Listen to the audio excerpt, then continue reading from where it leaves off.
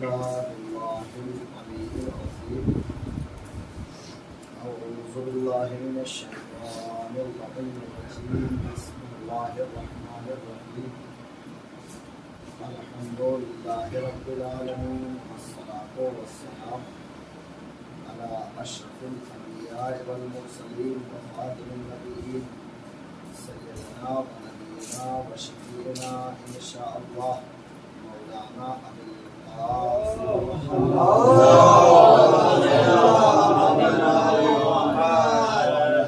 الطيبين الطاهرين المعصومين المظلومين ولعنة الله على أعدائهم أجمعين من بيننا إلى قيام يوم الدين أما بعد فقد قال رسول الله صلى الله عليه وآله وسلم إن المحسن مصباح الهدى وسكينة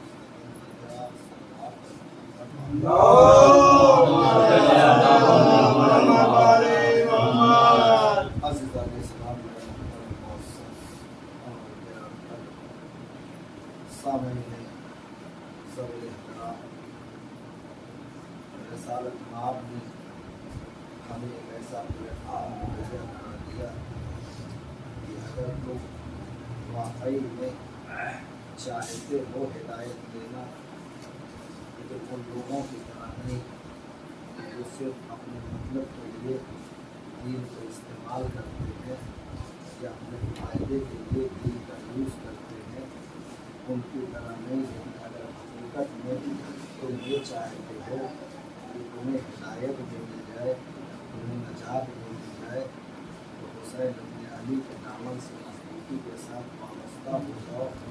تو یہ وعدہ ہے کائنات کے رسول کا کہ تمہیں ہدایت کے لیے کوئی محتاجی نہیں ہوگی اور نجات تمہاری پکی ہو جائے گی. اس لیے مالک جنت بننے کی حیثیت سے حسین وعدہ دیا ہے حسین نے کہ میں تمہاری بخشش کی ضمانت دیتا ہوں. عزیزو, مسئلہ یہ نہیں ہے ہمارے لیے اسلام میں کوئی آج کی بات نہیں ہے, بلکہ یہ شروع ہی سے ہے. اسلام جب نبی ایک تھا, شریعت ایک تھی, کتاب ایک تھی, کہ 73 حصوں میں دین کیوں بن گئے؟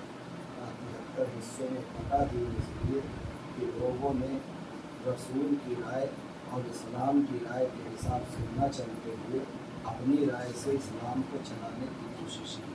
اور عزیزو, جب کوئی بھی دین ہو, کوئی بھی مذہب ہو, جب تک اس کے حساب سے چلا جاتا ہے, جب تک وہ چیز کارگر ہوتی ہے. لیکن جب انسان اپنے لیے جو ہے اس کو اپنے حساب سے چلانے کی کوشش کرتا ہے تو پھر کئی گھروں میں وہ چیز بٹ کے رہ جاتی ہے. یہی حال ہوا اسلام کے ساتھ بھی. چونکہ رسول جب اسلام لے کے آئے تو اسلام میں کئی گروہ کے لوگ اکٹھا ہوئے. ایک گروہ تو وہ تھا کہ جو یہ ڈھونڈ کے آیا تھا, یہ سوچ کے آیا تھا کہ ہمیں کچھ لینا ہی ہے, ہمیں کچھ حاصل ہی کرنا ہے, چاہے ان کو جتنی مشقتیں برداشت کرنا پڑے, چاہے جتنی زحمتیں برداشت کرنا پڑے. یہ وہ گروہ تھا کہ جو جب بزم میں آیا تو اس میں سے کوئی 8ویں درجے پہ پہنچ گیا, کوئی 5ویں درجے پہ پہنچ گیا, کوئی 4تھے درجے پہ پہنچ گیا, کوئی پہلے درجے پہ پہنچ گیا. لیکن ایک گروہ وہ بھی تھا کہ جو صرف یہ سوچ کے آیا تھا کہ جب سے کعبے سے بتوں کو صاف کیا گیا تھا اور خانہ کعبہ میں چڑھاوا آنا بند ہو گیا تھا اور آمدنی ختم ہو گئی تھی اور اسلام میں آمدنی دھیرے دھیرے بڑھتی جا رہی تھی, اس لیے کہ وہاں پہ تو ابو سفیان کی غلامی کرنی پڑتی تھی. لیکن یہاں پہ آنے کے بعد نہ تلوار چلانا ہے, نہ کچھ کرنا ہے, بس جنگ میں تھیلے لے کے جانا ہے. تلوار تو علی لے کے جائیں گے, ہمارا رہے گا.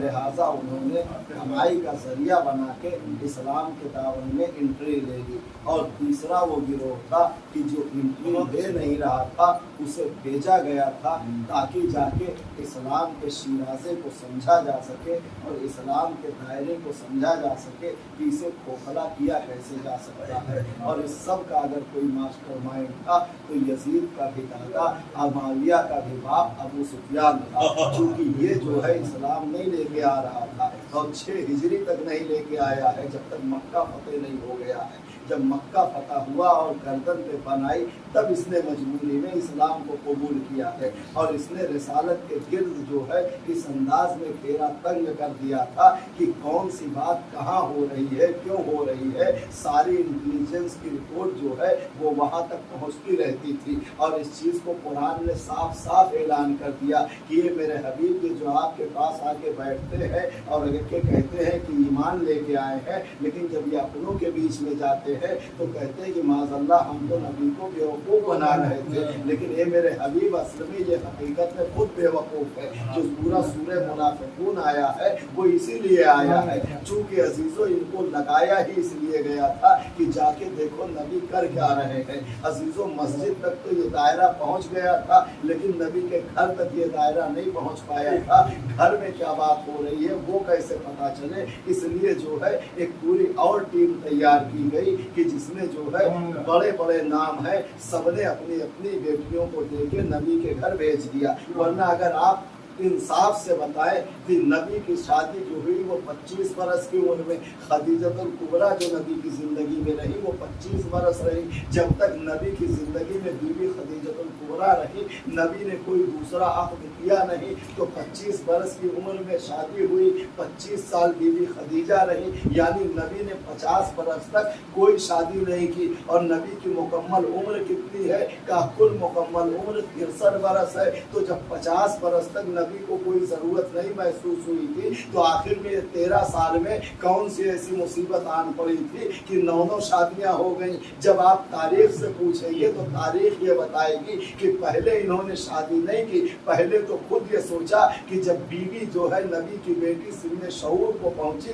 तो सोचा कि हम खुद रिश्तेदारी जोड़ लें ताकि जो है घर में हमारा आना जाना हो जाए। लेकिन नबी ने जब झिड़क के ये कह दिया कि ज़वजिन नूर बिन नूर, कि अल्लाह ने नूर का नूर के साथ पढ़ दिया है, तो इन्होंने मुंह लटक गया। तो अबू सुफियान ने कहा क्या हुआ, अगर हम बेटी ला नहीं पाए हैं तो बेटी दे तो सकते हैं। लिहाजा कहा कि अब ऐसा करो कि नबी की जासूसी करनी है तो फिर भेजो नबी के गिर्द, ताकि वहाँ जो अंदर हो वो ला के हम तक पहुँचाती रहे। लेकिन अजीजों हक वो होता है जो सर चढ़ के बोलता है। और इसी इरादे में अबू सुफियान ने भी अपनी एक बेटी दे दी थी कि जाके जो है नबी के जब रिश्तेदारी हो जाएगी और नबी बेटे बन जाएंगे तो फिर हमारी भी रसाई हो जाएगी। और बेटी देने के बाद बारे मोहब्बत में पहुंचा घर, लेकिन जैसे ही घर पहुंचा बेटी ने कहा रुक जाइए, आप बाप जरूर है लेकिन काफिर है, ये मासूम का बिस्तर है, पहले बिस्तर समेट दो फिर बैठिए।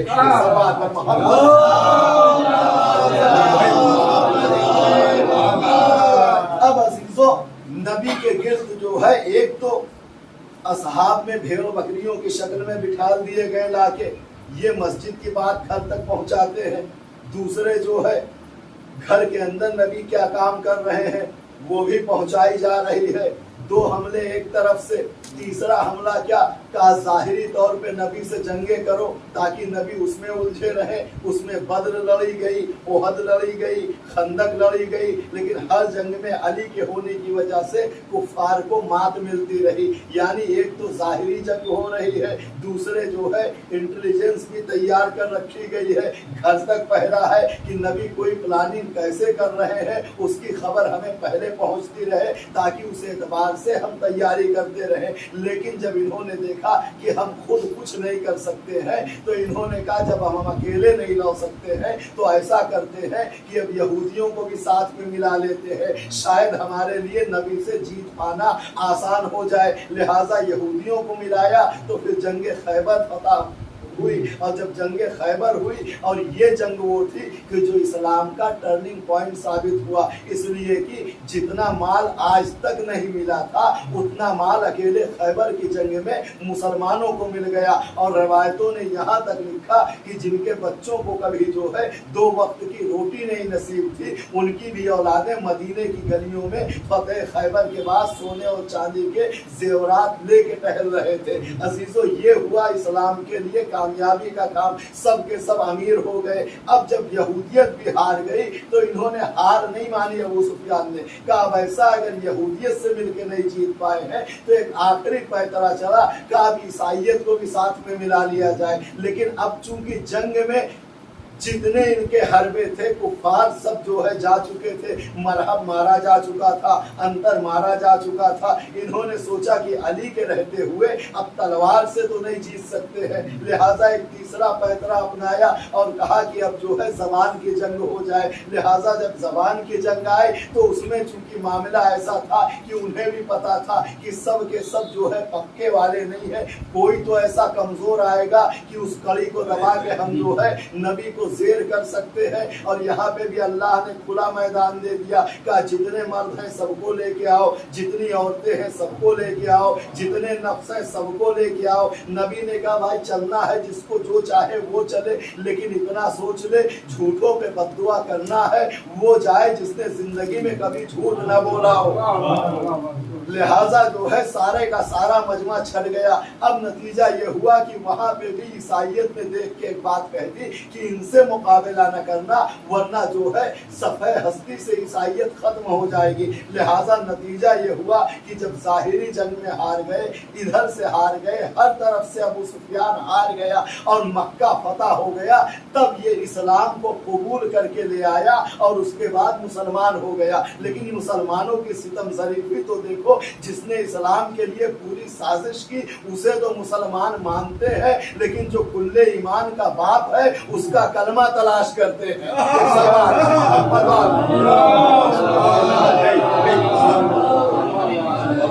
یہاں تک معاملہ پہنچ گیا۔ اب عزیزو جب اس نے لے لیا معاملہ، اب اس نے سوچا کہ بات آگے کیسے بڑھے گی۔ کہا نبی کی زندگی میں تو جو ہے مکہ فتح ہو گیا ہے، صلح حدیبیہ بھی ہو گئی، نبی آخری حج کے لیے چلے گئے، لیکن نبی آخری حج سے جیسے ہی پلٹ رہے تھے ادھر سے جبریل سرکاری وردی میں آ گئے، اے میرے حبیب اب آپ پیغام پہنچائیے ورنہ آپ کی رسالت خطرے میں پڑ جائے گی۔ ادھر نبی نے اعلان غدیر کیا، ادھر ابو سفیان کے منصوبے پہ پانی پھر گیا اور اس نے سب کی کلاس ایک ساتھ لگا دی کہ ہم نے تمہیں پال پوس کے اتنے دن تک بڑا کیا، وہاں پہ بھیج کے تمہارا خرچہ اٹھایا، نبی اتنا بڑا اعلان کرنے والے ہیں تمہیں خبر نہ لگ سکی؟ گھر سے لے کے باہر تک بیٹھے ہوئے تھے، کسی کو یہ بھنک نہ لگی کہ نبی اتنا بڑا اعلان کرنے والے ہیں۔ ہم نے کہا خبر لگتی بھی کیسے، اس لیے کہ خدا نے بھی ڈائریکٹ اسی وقت بھیجا تھا کہ جاؤ اور جا کے اعلان کروا دو۔ نتیجہ یہ ہوا عزیزو کہ علی خلیفہ بھی بن گئے، لیکن یہ اپنی سازش سے باز نہیں آیا، اور اس کی بیان ثبوت یہ ہے کہ جیسے ہی خلافت تشکیل پائی، خلافت میں بھی ایک پیچ پھنس گیا تھا کہ اب خلیفہ بنایا جائے تو کسے جائے۔ اس نے کہا کہ ایسا ہے تم بن جاؤ، ایسا ہے آپ بن جائیے۔ ہاتھوں کو جوڑ دیا مجھے نہ بنائیے، اس لیے کہ اگر جو ہے کوئی بات ہو گئی اور کہیں مدینے کے مسلمان جو ہے وہ بھڑک گئے تب تو میں دن موت مارا جاؤں گا، اگر بنانا ہی ہے تو ان کو بنا دیجئے، ویسے ہی جانے والے ہیں، اگر کوئی بات بھی ہوئی تو الزام ڈال دیا جائے گا۔ لہذا اس نے اپنا دامن چھڑا لیا اور کہا ان کو بنا دو۔ عزیزو جب بن گئے خلیفہ، اب جو اس نے پہلا خطبہ دیا ہے تو فرمایا ہم مسلمان نہیں ہونا چاہتے تھے، نبی نے ہمیں مجبور کیا کہ ہم اسلام کو قبول کریں، لیکن دیکھو اب اسلام کی گیند تمہارے ہاتھ میں آئی ہے، اس کو ایسا مسخ کرو، ایسا مسخ کرو کہ آنے والی نسلیں پہچان نہ پائیں کہ اسلام کا اصلی چہرہ کیا ہے۔ اسلام کا اصلی چہرہ کیا ہے؟ کتاب کا نام ہے فتوح البلدان، اپنی نہیں دوسروں کی لکھی ہوئی ہے، آپ اس میں پورا خط اٹھا کے دیکھ سکتے ہیں۔ اور اس خط کا راز اس وقت کھلا تھا کہ جب حسین کی شہادت کے بعد جو ہے عبداللہ ابن عمر میں یزید کو خط لکھا کہ کیا غضب کیا تو نے جو ہے فرزند فاطمہ کو قتل کروا دیا، تو یزید نے ادھر سے پیغام بھیجا کہ حسین کے قتل کا جتنا ذمہ دار میں ہوں اتنا ذمہ دار تیرا باپ بھی ہے۔ آج تو زبان کھولی ہے، اگر دوبارہ زبان کھولی تو وہ خط جو تمہارے باپ نے میرے باپ کو لکھا تھا ہمارے خزانے میں موجود ہے، اسے شائع کروا دوں گا۔ اب عزیزو جب خلافت تشکیل پا گئی تو اس نے آرڈر دیا سیدھا، ہم نے آپ کو اس لیے نہیں بنایا، آپ کو بنایا اس لیے ہے کہ میرے بیٹے کے لیے راستہ ہموار کرو، یعنی معاویہ کے لیے راستہ ہموار کرو۔ اور آپ اگر تاریخ سے پوچھیں گے تو تاریخ آپ کو بتائے گی کہ جہاں پہ جتنے بھی جو ہے سینٹرل گورنمنٹ مدینہ کے گورنر تھے، سب کے سب جو ہے خراج ٹیکس وصول کے سینٹرل گورنمنٹ کو بھیجتے تھے، لیکن دمشق کا گورنر معاویہ کو بنانے کے بعد 13 برس تک اس سے کوئی ٹیکس نہیں لیا گیا اور اسے آزاد چھوڑ دیا گیا تاکہ جو ہے علی کے مقابلے کے لیے ایک حکومت پوری تشکیل دی جا سکے۔ اور عزیزو ایسے مقام پہ اس کو آزاد کیا گیا کہ جہاں پہ اسلام تو تھا لیکن اس اسلام میں نہ علی کا کوئی وجود تھا نہ اولاد علی کا کوئی وجود تھا۔ بس ایک جملہ کہہ کے گفتگو سمیٹ رہا ہوں، اس لیے کہ عزیزو نہ وہاں پہ علی کا کوئی وجود تھا نہ اولاد علی کا کوئی وجود تھا۔ یہی تو وجہ تھی کہ جب سر پہ ضربت لگی اور یہ خبر دمشق میں پہنچی کہ علی حالت سجدہ میں قتل کر دیے گئے تو لوگوں نے اٹھ کے کہا کہ علی بھی نماز پڑھتے تھے، ماشاء اللہ علی کا بھی نماز سے واسطہ تھا۔ ایسا ماحول بنایا گیا، چھوٹے چھوٹے بچے کہ جن کا ابھی کوئی سن نہیں ہے نقاب پوش آتے تھے، کھلونا دے کے جاتا تھا، دوسرا نقاب پوش آیا، اس نے کھلونا ہاتھ سے چھین لیا اور یہ کہتا ہوا گیا کہ ہم علی کے گروہ والے۔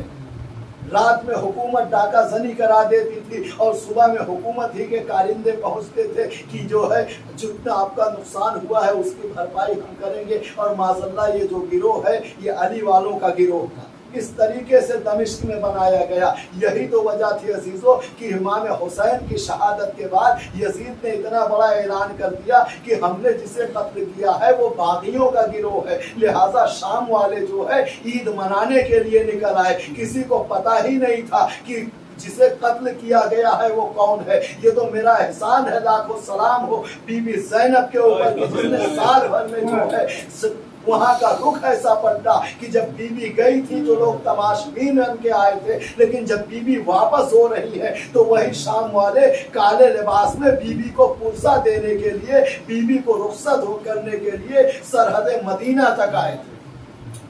تو عزیزو یہ اسلام کے ساتھ وہ تمسخر ہوا ہے کہ اگر آج صحیح سے ڈھونڈنے انسان کھڑا ہو کہ اسلام کا اصلی چہرہ کیا ہے تو اگر ہم ڈھونڈنے بھی بیٹھے تو پہچان نہ سکے۔ یہ تو خصوصی صدقہ ہے حسین ابن علی کا کہ جس نے ایک دوپہر میں جو ہے حق اور باطل کو ایسا جدا کر دیا کہ پوری دنیا پردہ ڈالنا چاہتی ہے ذکر حسین کے اوپر، مجلس حسین کے اوپر، لیکن اسے جتنا روکا جاتا ہے یہ اتنا اور بڑھتا جاتا ہے۔ یہ ہمارے معصومین کی اس میں کاوشیں رہی ہے، اس لیے کہ مولا نے کہا ہم کربلا پہ زور اس لیے دیتے ہیں کہ کہیں تم غدیر کی طرح اسے بھی نہ بھول جاؤ۔ اس لیے کہ عزیزو اگر ہم اس کو نہ یاد کریں گے تو ہماری آنے والی نسلوں کے لیے مشکلیں پیدا ہو جائیں گی۔ عزیزو فضائل بیان اس لیے ہوتے ہیں تاکہ علم میں اضافہ ہو جائے، لیکن اصل مال مجلس جو ہوتا ہے وہ بکا بر حسین ہوتا ہے۔ جزاکم ربکم خیرن جزا، خدا کوئی غم نہ دے سوائے غم مظلوم کربلا کے۔ ابھی کچھ دن پہلے ہی تو چاند ہوا تھا، ہم سال بھر انتظار کر رہے تھے کہ مولا ہمارا مہمان ہوگا تو ہم دل کھول کے آنسو بہائیں گے، لیکن کب 3 محرم ہمارے درمیان سے گزر رہی ہے یہ ہمیں احساس بھی نہ ہو سکا۔ بس دل میں ایک ٹھیس ہے کہ یہ فرزند فاطمہ جیسے پرسے کا حق تھا وہ ادا نہ ہو سکا۔ ہاں عزادارو آج کی وہ مناسبت ہے کہ جناب حر کا ذکر کیا جاتا ہے۔ عزیزو کربلا کا اگر توبہ نہ کرتے تو سب سے بڑا گنہگار جو ہوتا، لیکن اتنا احساس تھا ضمیر کا کہ آنے کے بعد ایک جملہ فرمایا اخطأت یبن رسول اللہ، اے رسول کے بیٹے مجھ سے غلطی ہو گئی ہے۔ حسین جیسے کریم نے گلے لگا کے آواز دی اے حر تو دنیا میں بھی آزاد ہے اور آخرت میں بھی آزاد ہے۔ اے بھائی حر تمہارا احسان ہے کہ تم نے ہمارا ساتھ اس عالم غربت میں دیا ہے۔ اور جیسے ہی عزاداروں نا حسین نے پڑھ کے کہا اے بھائی حر تمہارا احسان ہے، حبیب ابن مظاہر نے پڑھ کے حر کا پیشانی چوم لی، آواز دی اے حر تیرا یہ نصیب ہے، میں بچپن کا دوست ضرور ہوں لیکن حسین نے مجھے کبھی بھائی نہیں کہا ہے، یہ تمہارا مقدر ہے جو فرزند فاطمہ بھائی کہہ رہا ہے۔ जज़ाकुम रब्बुकुम खैरल जज़ा। अज़ादारों, जैसे ही ये आवाज़ें खैमे के अंदर पहुंची ना, मलका आलिया ने पूछा, ए औनो मोहम्मद, ये किसकी आवाज़ें हैं? औनो मोहम्मद ने फरमाया, जिसने हमारा रास्ता रोका था आके मामू से माफी मांग ली है, मामू ने उसे भाई कह दिया है। आवाज़ दी बीबी ज़ैनब ने, ए औनो मोहम्मद, तुम दोनों साथ में जाओ, एक दाहिनी तरफ खड़े हो जाना, दूसरे बाईं तरफ खड़े हो जाना, और मामू हुर कह के सलाम कहना और कह देना अम्मा ने सलाम भेजा है। अज़ादारों, जैसे ही बच्चों ने आके आवाज दी कि अम्मा ने सलाम भेजा है, हुर जमीन पे बैठ गया। एक मर्तबा हुसैन ने गले लगा लिया, ये हुर अब क्यों रो रहे हो? कहा, मौला मुझे याद है जब मैंने लेजामे फरस पे हाथ डाला था तो महमिल के अंदर से मैंने बीबी के रोने की आवाज सुनी थी, जब तक शहजादी न माफ कर दे हुर को चैन से मौत ना आएगी। जज़ाकुम रब्बुकुम खैरल जज़ा। हुसैन ने हुर को लिया, आहिस्ता आहिस्ता खैमे के पास आए, हुर खैमे के बाहर है, हुसैन खैमे के अंदर गए।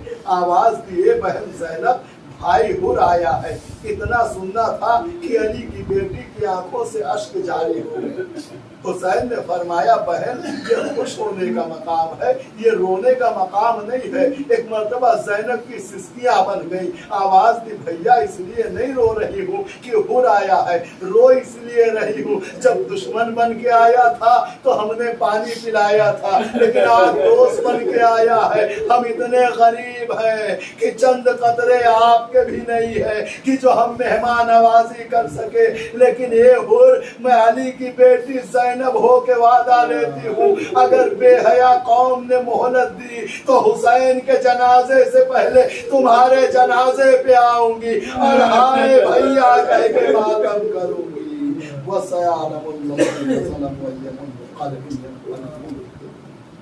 वतक़ब्बल मिन्ना इन्नका अंतस समीउद दुआ।